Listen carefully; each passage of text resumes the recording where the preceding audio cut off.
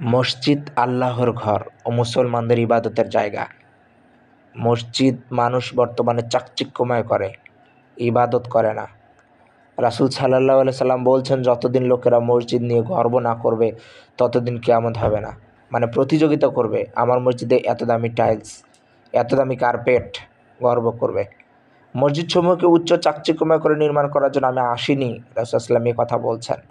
আবার বলছেন যে যখন তোমরা মসজিদগুলো চাকচিক্যময় করবে, মানে দামি দামি টাইলস লাগাবে, দামি দামি কার্পেট লাগাবে, তখন তোমাদের উপর ধ্বংস নেমে আসবে। ওমর রাদিয়াল্লাহু তাআলা আনহু মসজিদকে জাঁকজমক করতে নিষেধ করেছেন। তাহলে চিন্তা করে দেখুন, মসজিদ ইবাদতের জায়গা, এত চাকচিক্যময় কেন? বর্তমানে দামি গ্লাস, দামি থাই, দামি এসি, দামি টাইলস লাগিয়ে মসজিদে কোটি কোটি টাকা খরচ করে।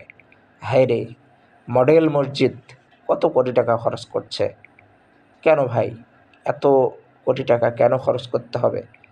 এত কোটি টাকা খরচ করে কেন মসজিদ চাকচিক্যময় করতে হবে? মসজিদ তো ইবাদতের জায়গা, মসজিদ আবাদ করতে হবে। ফজরে কেন মানুষ যায় না বলেন তো?